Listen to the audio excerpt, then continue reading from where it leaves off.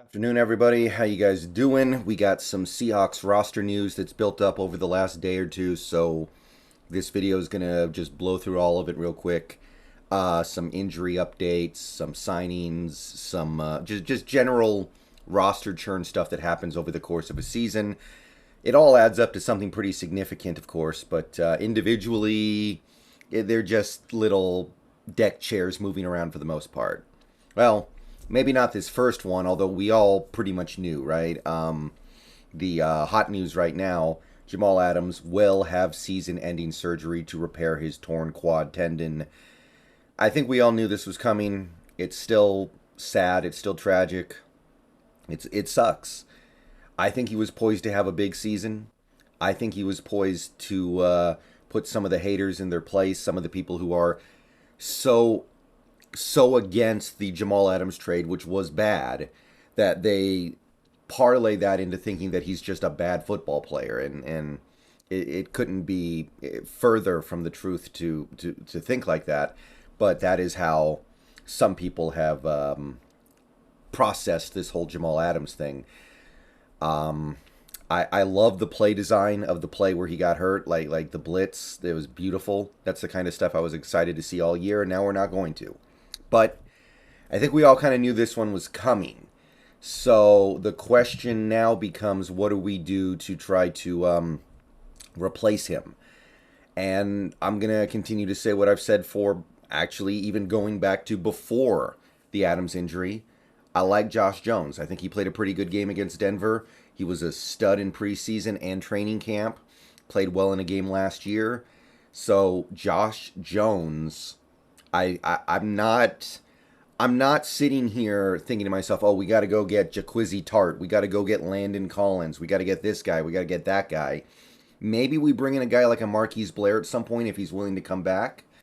But I don't necessarily feel the need to go out and get somebody to start. You want to get somebody in here for injury depth, maybe. But honestly, we had basically 5 safeties on the roster as it was. So I don't know. I'm not unhappy about just sticking with what we got. So some other roster churn that comes partially as a side effect of the Jamal Adams injury. We have signed Tanner Muse to the 53-man roster. So basically, you can see that there was probably a plan to at least use Jamal Adams a little bit as a linebacker this year.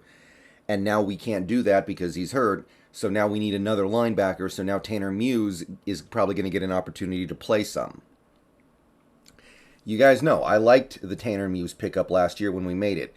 When you see a situation like that where you have a player who is clearly talented, clearly has ability, was a top 100 pick, was a stud in college, but then he gets pushed out of an NFL team for reasons that don't necessarily have to do with his ability.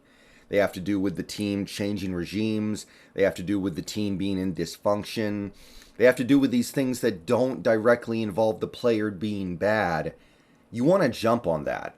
Tanner Muse getting released by the Raiders after, I think it was 1 year after being a top 100 pick because there was just some dysfunction in that organization. Like jump on that. So I'm excited to see Tanner Muse try to find his way on this team, and I think he's going to have the opportunity to play some. I know that Brooks and Barton put up some pretty good numbers, and Barton in particular made the biggest play of that game. But I don't think that Barton especially is so good that he just has to be out there every single snap, which he almost was on a Monday night. So especially if somebody gets hurt, you got to figure Tanner Muse is going to get his chance. Tyler Ott is on IR, so he's going to miss at least another 4 games. Carson Tinker is your new long snapper, and he did his job on Monday night. He did not cost us the game. He didn't do anything.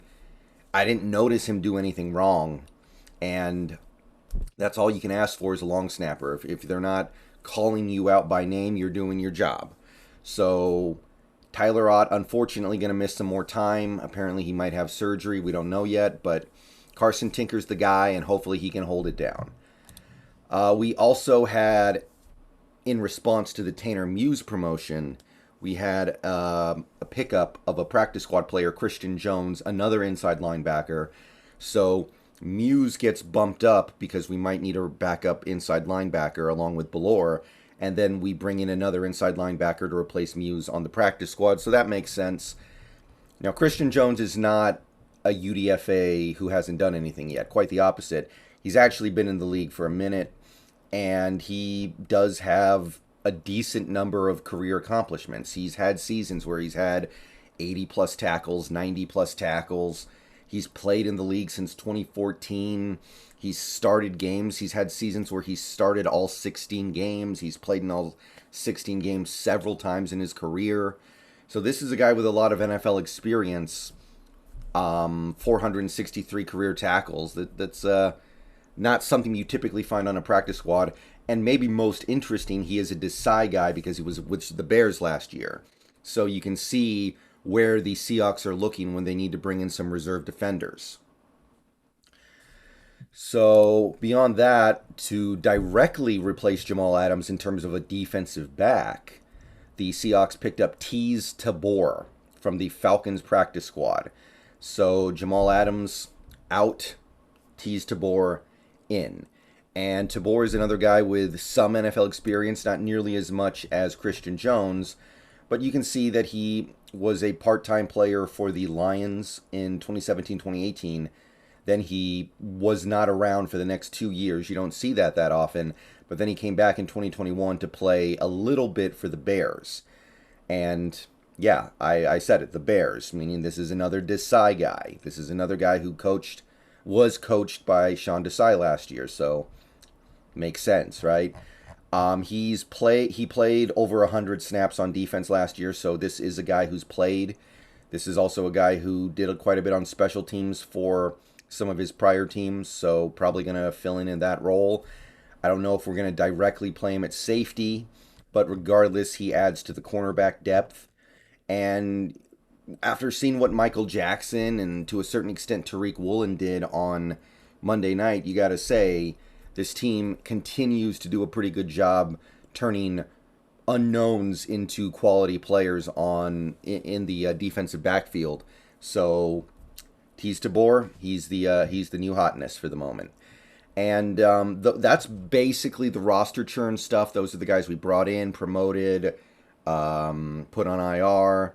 So that's a rundown of the roster stuff. Real quick here, there was an injury report that came out yesterday, but my understanding is that the practice that we had yesterday was very light because we had just played a game on Monday, which makes sense. So I'm very interested to see what the injury report looks like today, because today we're probably going to get a more intense practice, and if players have issues that may keep them from playing on Sunday, we're more likely to see them.